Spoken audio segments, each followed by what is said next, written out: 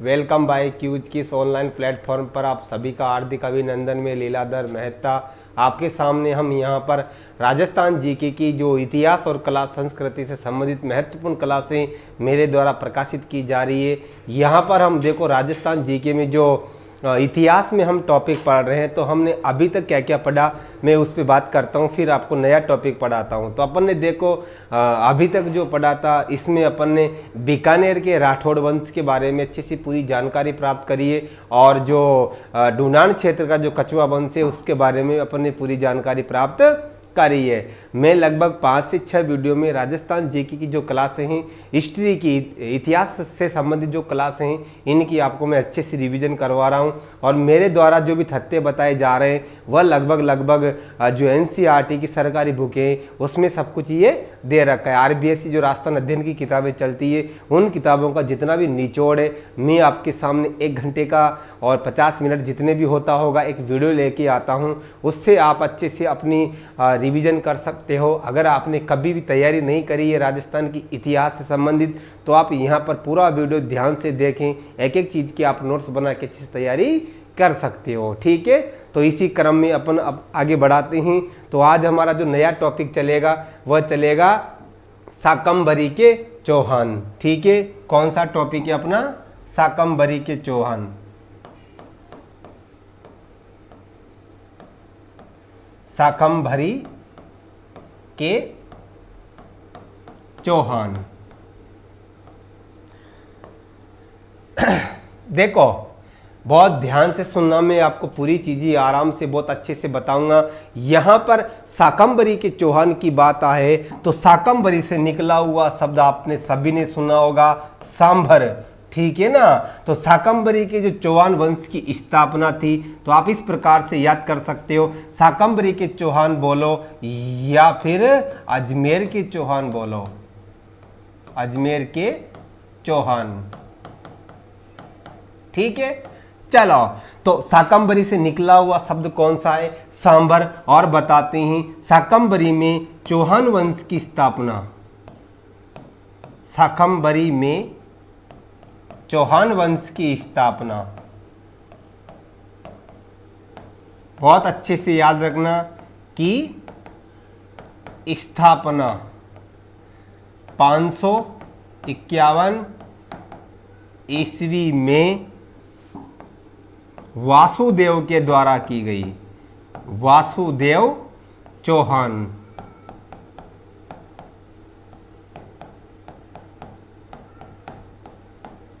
ठीक है, ये आपको पहला प्रश्न बहुत अच्छे से नोट करना है।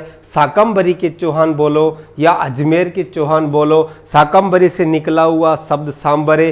सांबर में लगभग चौहान वंश की जो स्थापना की गई थी 551 में वासुदेव चौहान के द्वारा की गई थी। आप इसको बहुत अच्छे से याद करें। अब आपको याद रखना है चौहानों की उत्पत्ति, चौहानों की उत्पत्ति। देखो चौहानों की उत्पत्ति से संबंधित जितने भी ग्रंथ बताते हैं उनकी स्थिति विवाद की स्थिति बनी हुई है। सभी ग्रंथ अलग अलग मत प्रकट करते हैं। तो मैं आपको बता देता हूं, बहुत ध्यान से सुनना। 4-5 पॉइंट यहाँ पर बनेंगे। सबसे पहले दिया जाता है जो वंशावलियों का आपने नाम सुना होगा, वंशावलियों और ख्यातों। सूर्यमल मिश्रण या चंद्रबरदाई के अनुसार चौहानों की जो उत्पत्ति हुई है उन्होंने अग्निकुंड से उनकी उत्पत्ति मानी है। बात ध्यान से समझना। सबसे पहले क्या बोला गया है? चौहानों की उत्पत्ति अग्निकुंड से हुई है। किससे हुई है? अग्निकुंड से। ऐसा कौन मानता है? सूर्यमल मिश्रण मानता है और चंद्रबरदाई मानता है। वंशावलियों और ख्यातों का नाम भी आपको दिया जा सकता है। ठीक है, दूसरी इसके बाद में चौहानों की उत्पत्ति सूर्य वंश से हुई है, सूर्य कुंड से हुई है। ऐसा कौन कहता है? गौरीशंकर हीरानंद ओझा। ठीक है, आप इस बात को याद रखोगे। पहला तो कौन सा है? अग्निकुंड। अग्निकुंड को कौन बता रहा है? ख्यात या वंशावलियां। व्यक्ति का नाम देके पूछे तो आपका जवाब रहेगा या तो सूर्यमल मिश्रण या चंद्रबरदाई।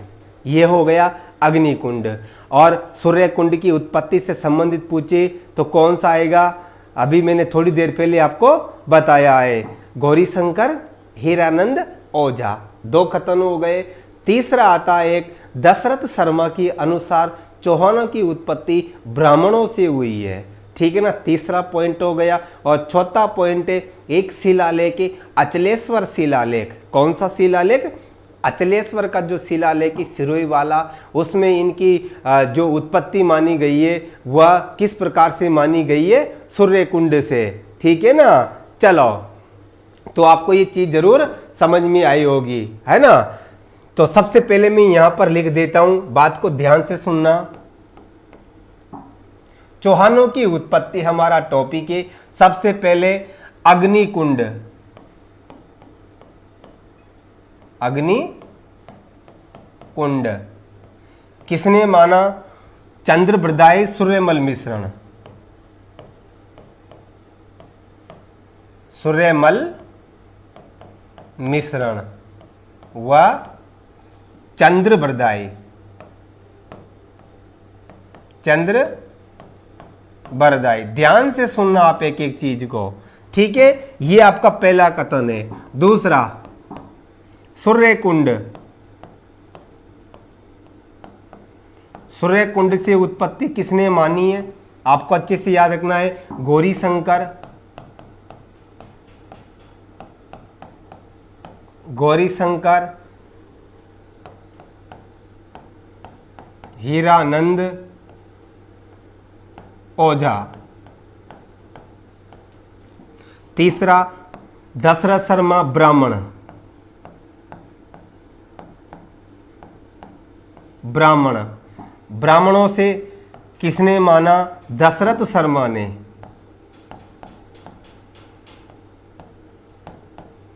चौहानों की उत्पत्ति ब्राह्मणों से हुई है, दशरथ शर्मा। और इसके बाद में अचलेश्वर शिलालेख, अचलेश्वर शिलालेख इसने माना है। यहां अपन आगे इसको लिखते हैं,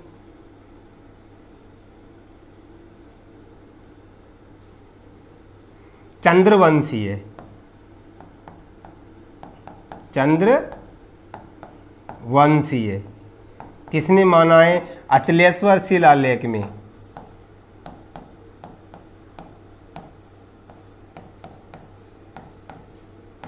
देखो, थोड़ी देर पहले मैंने यहां कुछ बोल दिया था, अब अच्छी सी याद ना। चंद्रवंशीय कौन सा शिलालेख मानता है? अचलेश्वर शिलालेख। दशरथ शर्मा हो गया अग्निकुंड, और एक बचता है सबसे महत्वपूर्ण, बिजोलिया शिलालेख। कौन सा शिलालेख? बिजोलिया शिलालेख। ये क्या मानता है? वत्स गोत्रीय ब्राह्मण। क्या मानता है? वत्स गोत्रीय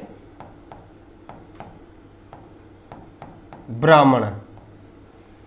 ठीक है, इन चीजों को आप बहुत अच्छे से बार बार रिवीजन करें। चौहानों की उत्पत्ति अग्निकुंड से हुई है, ऐसा माना जाता है सूर्यमल मिश्रण और चंद्रबृदाई के द्वारा। सूर्य कुंड से उत्पत्ति चौहानों की हुई है, गौरीशंकर हीरानंद ओझा मानता है। ब्राह्मणों से उत्पत्ति हुई है, ऐसा दशरथ शर्मा मानता है। और चंद्रवंशी से हुई है, ऐसा अचलेश्वर शिलालेख मानता है। और वत्स गोत्रीय ब्राह्मणों से हुई है, ऐसा बिजोलिया शिलालेख मानता है। सबसे महत्वपूर्ण ये वाला, मोस्ट, ठीक, सबसे ज्यादा बार पूछा गया प्रश्न, चौहानों की उत्पत्ति बिजोलिया शिलालेख के अनुसार वत्स गोत्रीय ब्राह्मणों से हुई है। ठीक है, आपको समझ में आया होगा। आगे देखते हैं। देखो, एक बहुत बढ़िया बात थी, जो चौहान हुआ करते थे वो चौहान सबसे पहले जो गुज्जर प्रतिहार, जो आपने नाम सुना होगा, गुज्जर प्रतिहारों के सामंत हुआ करते थे। ठीक है, किनके? गुज्जर प्रतिहारों के। उसके बाद में एक चौहान शासक हुआ था अजमेर का, गुवक प्रथम। इस गुवक प्रथम ने पहली बार चौहानों को, इस किसके अनुसार, पहली बार एक व्यक्ति था जो शासक था अजमेर का, गुवक प्रथम। ये गुवक प्रथम क्या कहता है, ये गुवक प्रथम ने पहली बार गुर्जर प्रतिहारों से आजाद करवाया था, किनको, चौहानों को। ठीक है। इसके बाद में एक छोटा सा शासक हुआ वाकपति राज, इसने पहली बार गुर्जर प्रतिहारों को हराया था। वाकपति राज ने क्या किया था, गुर्जर प्रतिहारों को हराया था। ये भी आप मोटी मोटी बात याद रखें। और एक और शासक हुआ करता था गोविंद तृतीय, इसने एक उपाधि धारण करी थी वेरी घट की, वेरी घट। तो अपने मोटी मोटी जानकारी पहले लिख लेते हैं, फिर मैं आपको और जानकारी बता रहा हूं। ठीक है, चलो। तो सबसे पहले चौहान, चौहान प्रारंभ में गुर्जर प्रतिहारों के सामंत हुआ करते थे, गुर्जर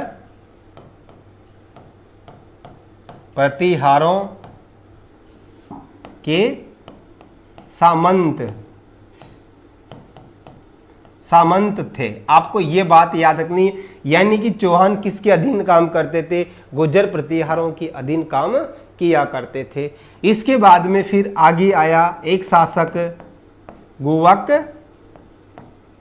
प्रथम। ये गुवक प्रथम क्या करता है, गुर्जर प्रतिहारों से चौहानों को आजाद करवाता है, गुर्जर प्रतिहारों से चौहानों को आजाद करवाता है, चौहानों को आजाद करवाता है।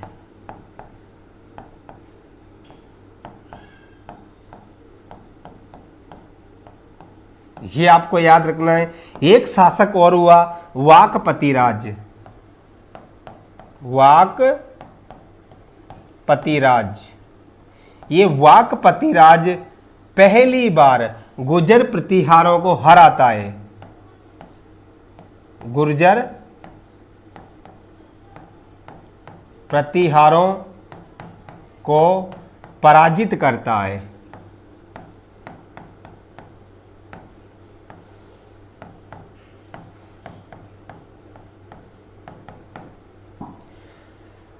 सीधी सी बात है, चौहान प्रारंभ में किसके सामंत हुआ करते थे, गुर्जर प्रतिहारों के सामंत हुआ करते थे। इसके बाद में एक शासक आता है गुवक प्रथम, वह पहली बार चौहानों को गुर्जर प्रतिहारों से आज़ाद करवाता है।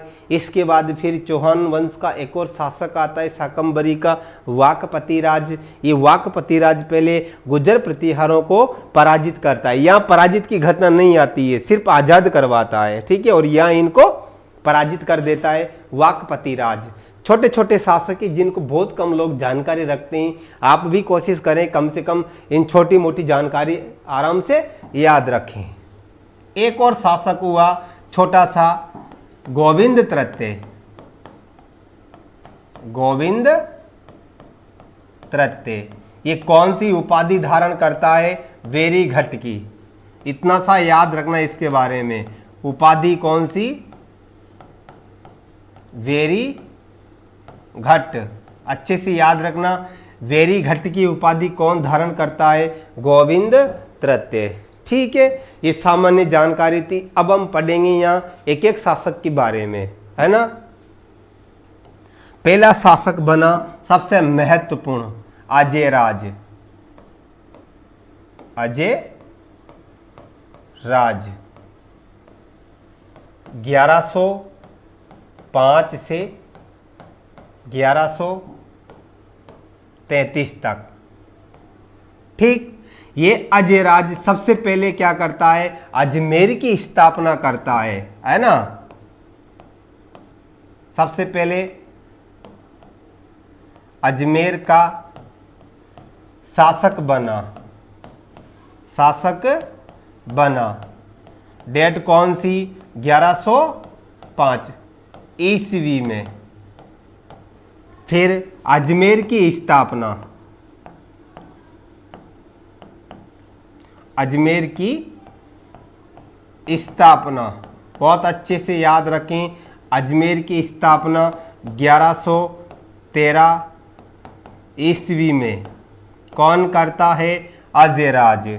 ठीक है, अजयराज के बारे में ये महत्वपूर्ण जानकारी है, इसको याद रखना। चलो आगे और देखते हैं अपन। देखो यहाँ पर अजमेर की स्थापना की बात आ रही है, तो मैं आपको सामान्य जानकारी के लिए बता देता हूँ। आप इन सभी की जानकारी रखें, मोटा मोटा नोट लगा के आप लिख लो, ठीक है ना। तो सबसे पहले यहाँ हम लिखेंगे जयपुर, वैसे मोटा मोटा रिवीजन कर लेना।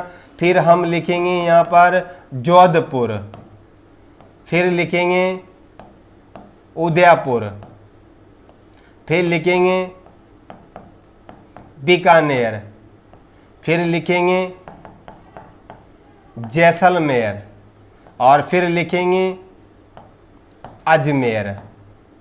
ठीक, आप मोटा मोटा इस प्रकार से याद कर ले, रिवीजन इनको एक पेज पर आराम से उतार लें। जयपुर की स्थापना आपने खूब सुना होगा 1727 ईस्वी में।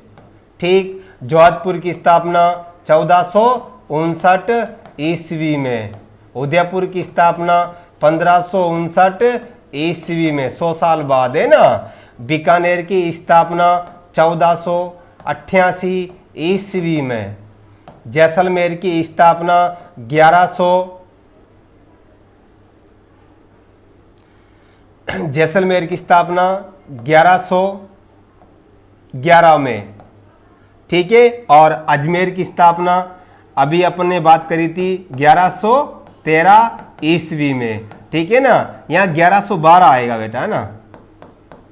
चलो इस प्रकार से आप इनकी भी रिवीजन कर ले, है ना। जैसलमेर की स्थापना, अजमेर की स्थापना। चलो इसके बाद में ये तो आपको पता होगा, इसकी स्थापना किसने करी? सवाई जय सिंह ने।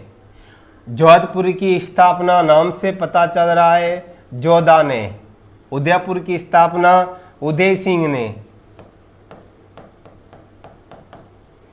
बीकानेर की स्थापना बीका ने। जैसलमेर की स्थापना जैसल ने। अजमेर की स्थापना अभी पढ़ा था अजय राज ने।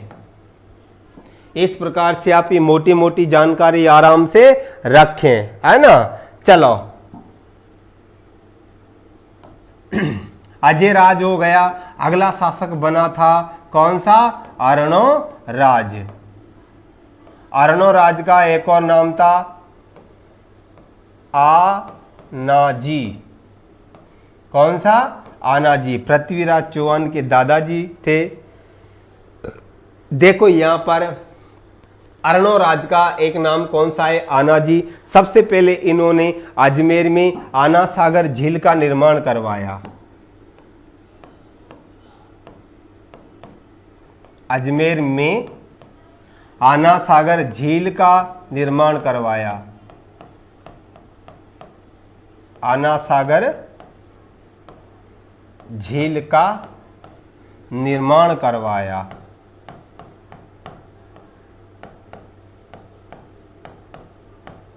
ठीक है।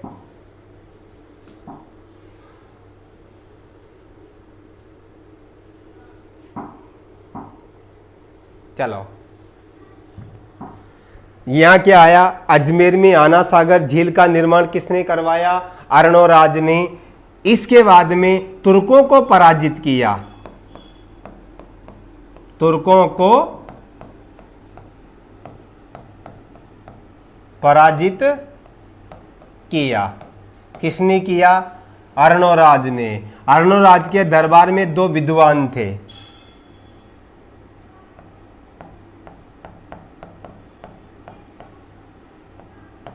अर्णोराज के दरबारी देवबोध धर्मघोष। देवबोध व धर्मघोष। बहुत अच्छे से याद रखें। अर्णो राज्य के दरबार में देवबोध व धर्मघोष जैसे विद्वान हुआ करते थे। अर्णो राज्य के बारे में सामान्य जानकारी इनके बारे में है ना। चलो आगे बढ़ते हैं। इसके बारे में एक महत्वपूर्ण शासक हुआ नंबर 3 पे विग्रहराज चतुर्थ।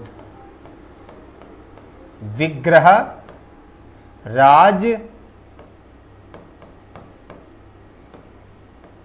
चतुर्थ बहुत महत्वपूर्ण शासक था। कौन सा? विग्रहराज चतुर्थ।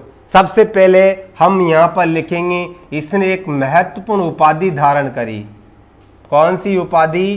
बीसल देव। बीसल देव। एक तो आपको ये याद रखना है। दूसरा, दिल्ली की गद्दी पर बैठने वाला पहला चौहान शासक। दिल्ली की गद्दी पर बैठने वाला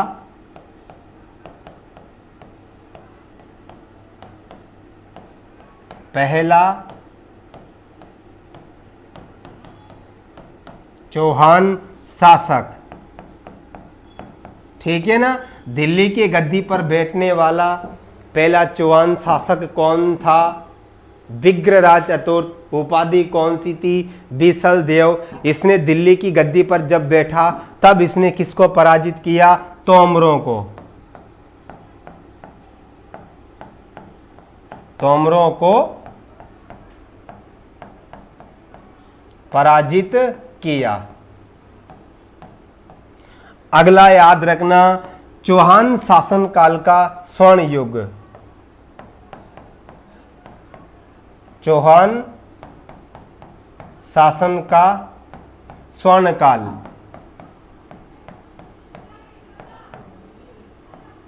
कौन आएगा? विग्रहराज चतुर्थ को क्या कहा जाता है?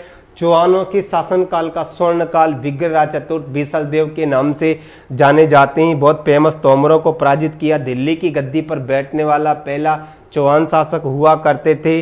आगे और देखते हैं। हाँ, तो अपन यहाँ इसके बाद में अपने पास में 2 रचनाएं थी। जो एक रचना थी ललित विग्रहराज। ललित विग्रहराज। ठीक है। ये किसने लिखी थी? सोमदेव ने।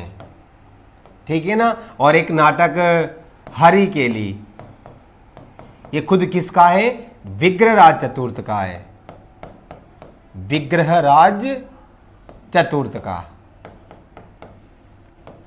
ठीक है। ये आप मोटी मोटी जानकारी आराम से याद रखना। चलो इसके बाद में अपन आगे देखते हैं। देखो इसके बाद में जो विग्रहराज चतुर्थ था, कौन था? विग्रहराज चतुर्थ।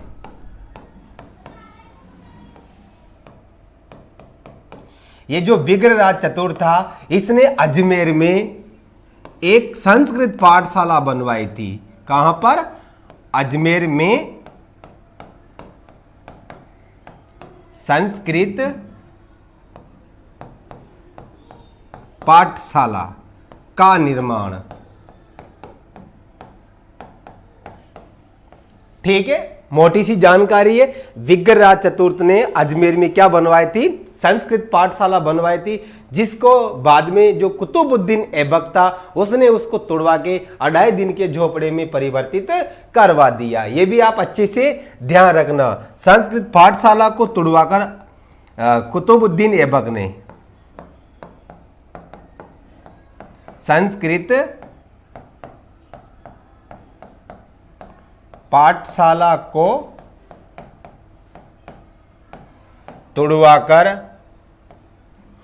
2.5 दिन का झोपड़ा या 2.5 दिन का 2.5 दिन का झोपड़ा बनवाया।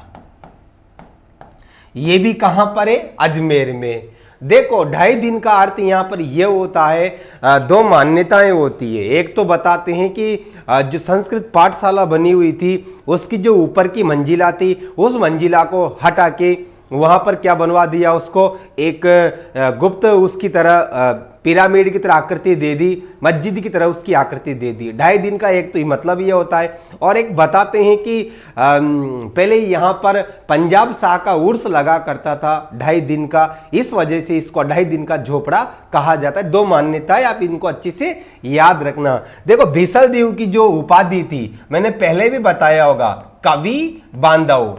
कौन सी? कवि बांधव, या फिर इसको बोलते हैं कवि बंधु। ठीक है ना, आप इस प्रकार से इसको भी याद रखें।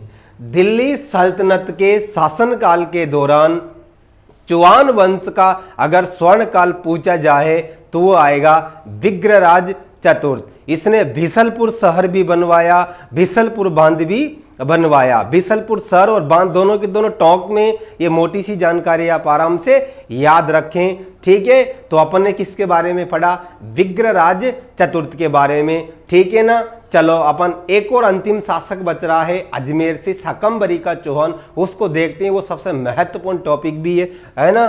चलो अब डालते हैं अपन पृथ्वीराज चौहान। पृथ्वीराज चौहान या फिर पृथ्वीराज तृतीय। ठीक है, या तो पृथ्वीराज चौहान या फिर पृथ्वीराज तृतीय। ये दोनों बातों को याद रखना, बहुत महत्वपूर्ण टॉपिक है ना। चलो इसमें सबसे पहले आपको याद रखना है पिता का नाम, क्योंकि इसको गहराई से याद रखना। पिता का नाम, पिता का नाम क्या था? सोमेश्वर। ठीक है, पिता का नाम था सोमेश्वर। सोमेश्वर ने एक उपाधि धारण कर रखी थी, याद रखना, प्रताप लंकेश्वर। कौन सी उपाधि थी?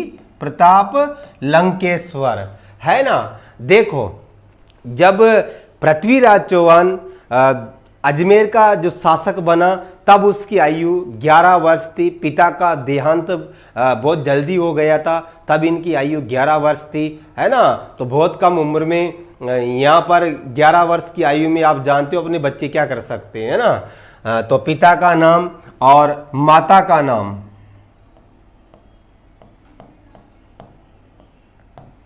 माता का नाम कर्पूरी देवी। कर्पूरी देवी, ये भी आप अच्छे से याद रखें। ठीक है, जन्म, आपको जन्म याद रखना है। ये जन्म होता है 1166 ईस्वी में। कहां पर होता है? एक शहर का नाम है अनहिल पाटन।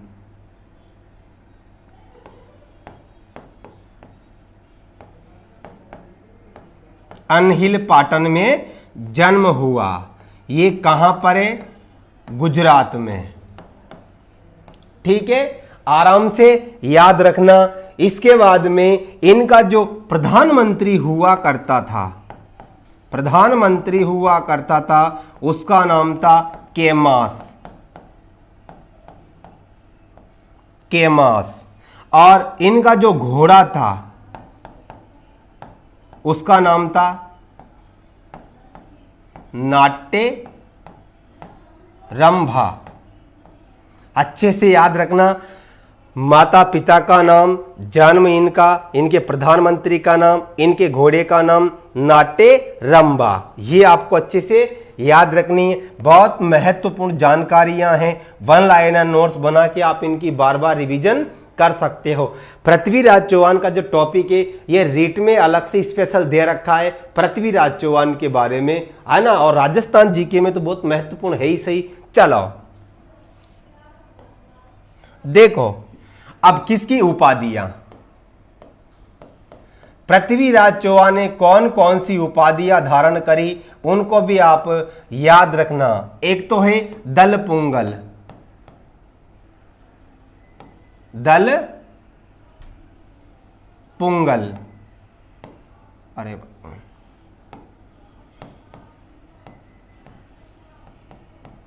दल पुंगल, एक है राय पिथौरा,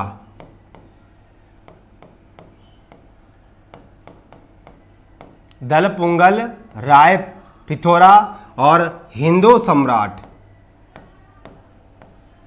हिंदू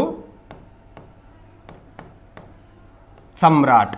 इस प्रकार से आप इनके बारे में ये 3 उपाधियां याद रख सकते हो, दलपुंगल की, राय पिथौरा और हिंदू सम्राट। देखो हिंदू सम्राट अगर पूछा जाए हिंदू पत की उपाधि किसने धारण करी तो राणा सांगा ने, और हिंदू भ्रताचार्य या अभिनव भ्रताचार्य की उपाधि किसने धारण करी, ये राणा कुंभा ने, है ना। इस प्रकार से मोटे मोटे प्रश्न बनते हैं, इनको आप अच्छे से याद रखें। और इनके दरबारी विद्वान,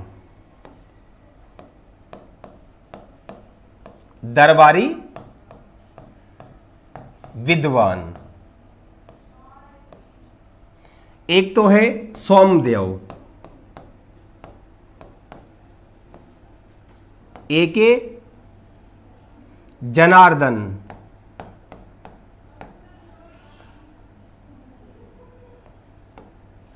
वागीश्वर, चंद्रबरदाई,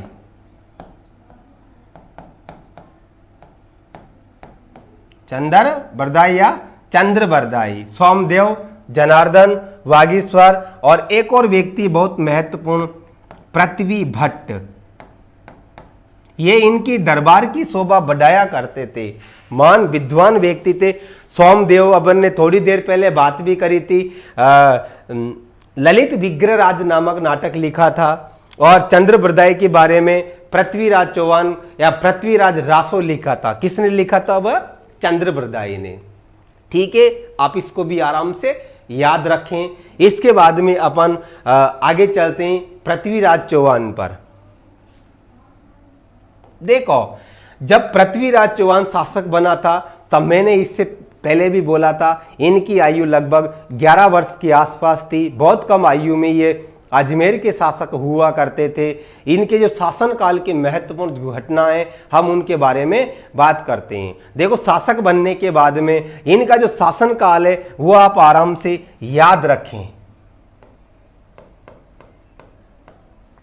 शासन काल 1177 से 1192, अच्छे से याद रखना। शासन काल 11 वर्ष की आयु में शासक बने, 11 वर्ष की आयु में शासक।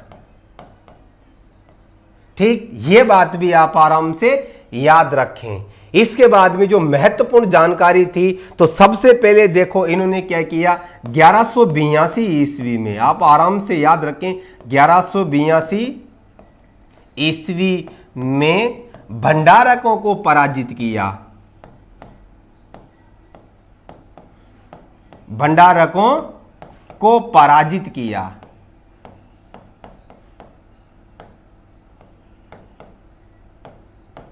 ठीक, किसको पराजित किया? भंडारकों को। और इसी सत्र में 1182 में एक बहुत महत्वपूर्ण युद्ध होता है, तुमुल का युद्ध। तुमुल का युद्ध, ठीक है, इसके बारे में सुनना। 1182 में भंडारकों को हराने के बाद में एक चंदेल शासक हुआ करता था। चंदेल, चंदेल शासक था कौन? परमादि देव।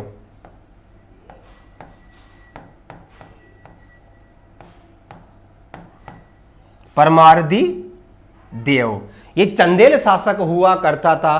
देखो इस समय की महत्वपूर्ण घटना क्या थी। जो पृथ्वीराज चौहान या पृथ्वीराज तृतीय था, 1182 में तुमुल का युद्ध हुआ। एक चंदेल शासक हुआ करता था उस समय, परमार्दी देव। इस परमार्दी देव को पराजित किया। और इस युद्ध की सबसे बड़ी खासियत थी, इस परमार्दी देव के 2 सेनापति थे, आला व उदल।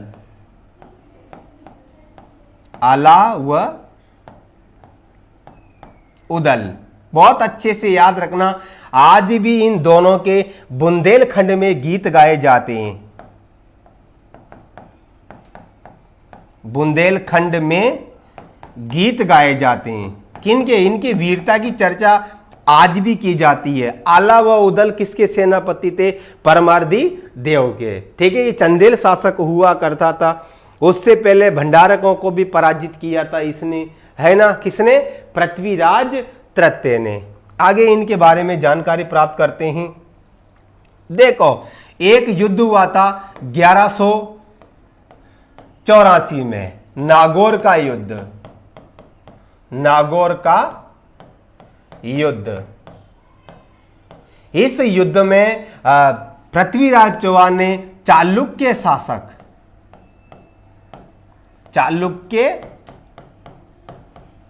शासक भीमदित्य को पराजित किया था।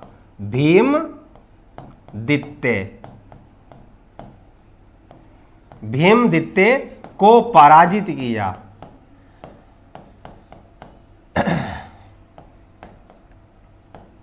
ठीक है, भीमदित्य को पराजित किया था 1184 में। नागौर का युद्ध था, एक तुमुन का युद्ध हुआ, है ना। देखो, इसके बारे में आगे अगर अपन बात करते हैं तो अब चलते हैं अपन महत्वपूर्ण चीजों की तरफ। ठीक है, एक तो हमारे पास में युद्ध हुआ पहला, तराइन का प्रथम युद्ध। तराइन का प्रथम युद्ध। और एक हुआ था हमारे पास में तराइन का द्वितीय युद्ध।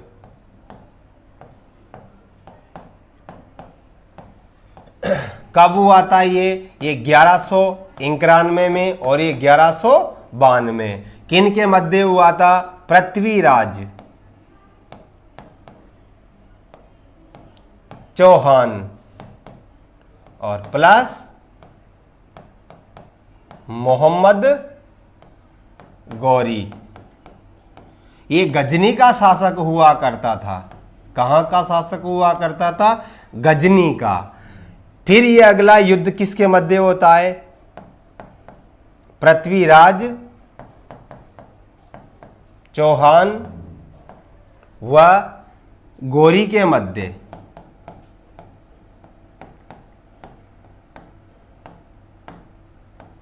देखो,